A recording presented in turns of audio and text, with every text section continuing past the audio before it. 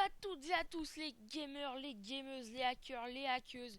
Alors aujourd'hui je vais vous montrer un truc de fou.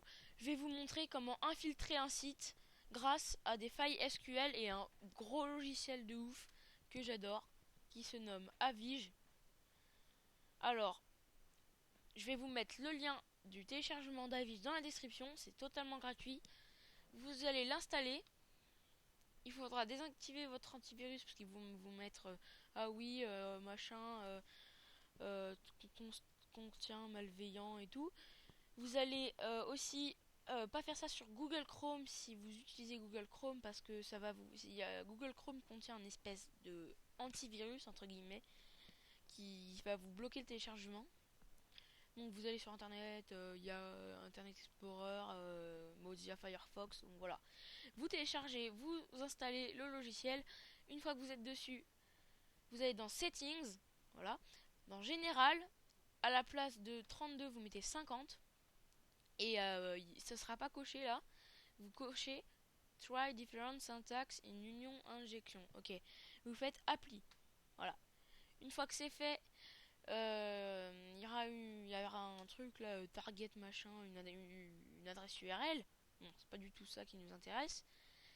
Vous retournez sur internet une fois que c'est fait. Vous allez sur le site des dorks. Vous en choisissez un au pif. Alors moi j'ai choisi. Oh là là, ça bug. Oh là là. Alors j'en ai pris un là. Vous le copiez. Vous ouvrez un onglet. Vous le collez. Voilà. Une fois que c'est fait, ça va vous mettre des résultats de recherche. Vous allez aller sur un site de votre choix. Sachant que pas, tous les sites que vous avez après, une fois que vous avez recherché avec le docs, tous les sites qui s'affichent n'ont pas de faille URL. C'est-à-dire qu'en fait, il y en a qui sont où on ne pourra pas rentrer dedans. Alors, j'explique très mal, hein, désolé. Donc moi j'ai choisi un site, c'est casecreole.net. Donc voilà. Une fois qu'on est sur le site, pour voir s'il y a une faille SQL, et soit ce sera vraiment une grosse faille, genre sur le site là, il y aura écrit par exemple là, là, en plein derrière là, warning, machin, SQL, nanana. Ou alors si c'est pas marqué, vous faites, vous mettez un petit apostrophe après, vous faites rechercher, ça va vous faire warning machin. Et si ça vous fait ça, et c'est qu'il y aura une faille SQL. Et si ça vous met un message d'erreur comme ouais page introuvable nanana, et il y aura moins de chances que ça réussisse. Voilà. Alors moi je vais essayer de rentrer sur le compte de quelqu'un. Donc je vais aller dans s'identifier. Donc on voit qu'il y a une grosse faille à mon avis là. Regardez comment le site est fait. Ou même c'est pas. Bon. J'ai déjà fait tout à l'heure, hein, donc je connais les mots de passe. Il n'y a que 3 gens qui se sont inscrits sur le site, donc c'est vraiment un petit site de rien du tout. Donc une fois que c'est fait ça, que vous êtes allé dans s'identifier, ah j'ai oublié un truc. Vous copiez l'adresse URL du site. Voilà, CTRL C. Vous allez sur Avige. Vous la copiez là où il y a écrit Target. Voilà. Vous faites analyse, mais comme j'ai déjà fait tout à l'heure et que voilà, comme j'ai déjà fait tout à l'heure, ça va me faire un message buggé là, voilà, machin là. Hop. Alors comme quand c'est fait, quand vous avez fini l'analyse, normalement ça a marché, normalement. Parce que pendant l'analyse, vous pouvez pas cliquer sur table et tout. Et quand vous êtes dans le site, vous pouvez. Donc voilà. Et après, vous regardez là, hein, au pire. Vous regardez en bas. Donc, alors, vous allez dans Tables. Mais comme j'ai déjà fait tout à l'heure, là, c'est déjà affiché. Vous faites Get Tables. Donc là, ça va vous mettre tout ça. Faudra patienter un petit peu. Donc là, c'est les bases de données. Après, vous choisissez. Faudra aller dans User. C'est où User? Faut chercher la rubrique qui vous intéresse. Voilà, moi c'est utilisateur qui m'intéresse. Vous cliquez sur utilisateur, il n'y aura pas ça en dessous là.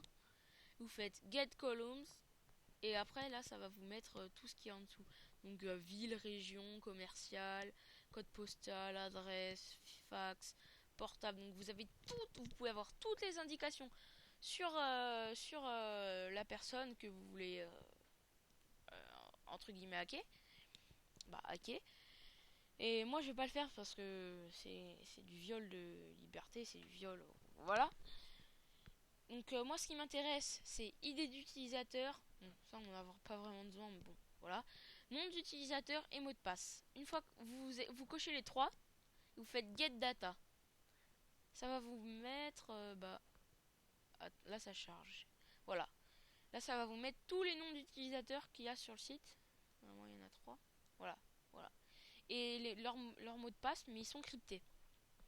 Alors on va prendre celui de Sandra. Donc voilà, là c'est son pseudo. Et là c'est son mot de passe. Donc on va pas en entier. On va le copier. CTRL C. On va aller dans MD5 qui est là. Alors on va copier dans le mot de passe dans MD5H. On fait start. Et en fait là c'est des sites qui décryptent le mot de passe. Et là on voit qu'il y a écrit Sandra. Et Sandra en fait c'est le mot de passe de Sandra. Donc en fait son nom d'utilisateur c'est Sandra, son mot de passe c'est Sandra. Donc une fois que vous avez les infos, on retourne sur le site. Voilà. Et là on va rentrer Sandra. Et là Sandra. Voilà. Alors Sandra. Voilà. Après vous faites s'identifier. Et suspense, est-ce que ça va marcher? Et oui, vous voyez que je suis bien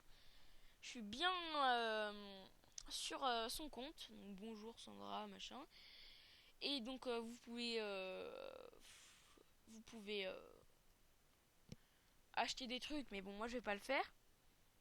C'est un peu cramé d'acheter des trucs parce que imagine vous achetez des trucs là-dessus. Bon déjà c'est pas terrible, hein, on va pas se mentir. Vous achetez des trucs là-dessus et qu'après vous mettez votre adresse et tout pour recevoir chez vous. Ça va être un peu cramé quand elle va voir qu'il y a eu de l'argent relevé sur son compte bancaire, sur son compte PayPal ou des trucs comme ça. Ça va être un peu cramé, ils vont pouvoir la police va vous retrouver. Bon, moi je vous conseille pas de faire ça, à moins que moi je cache mon adresse IP avec un logiciel qui s'appelle FreeIDP. Il y en a plein des logiciels, mais bon, je vais quand même pas le faire, je prends pas le risque. Alors, moi ce qui m'intéressait c'est juste de vous montrer comment faire. Je ne suis pas responsable de vos actes, parce que si vous faites un truc, genre vous utilisez de l'argent d'une carte bancaire de quelqu'un et la police vous retrouve, je suis pas responsable. Hein, voilà. Bon les gars, c'est déjà la fin de cette vidéo. Ma prochaine vidéo, comme je vous l'ai dit dans la précédente, ça sera peut-être, faudrait que je retourne chez moi après les vacances, donc ça va être dans longtemps, pour faire les modes menus sur GTA Online gratuitement. Et Cracket Steam en ce moment, comme mon ordinateur, quand j'ai fait le crack là-dessus, il est tellement pas puissant mon ordinateur qu'il a craché. Là pour télécharger le logiciel j'ai dû tout supprimer, j'ai supprimé la moitié des fichiers que j'avais et tout. Il est tellement naze mon ordi que bon, faut que j'attende d'être de nouveau chez moi pour pouvoir craquer Steam en vidéo. Et je vous montrerai comment régler le problème de licence. Car quand on le craque, ouais, il y a un problème de licence et tout, mais c'est pas un problème de licence. On pourra télécharger que certains jeux, mais bon, voilà. Alors cette vidéo touche à sa fin. N'hésitez pas à vous abonner si cette vidéo vous a plu. N'hésitez pas à partager, à commenter, à lécher, à laisser un like. Parce que bon, ça dure 2 secondes les gars. Vous pouvez très bien lâcher un like et vous abonner s'il vous plaît. Allez, merci. Ciao.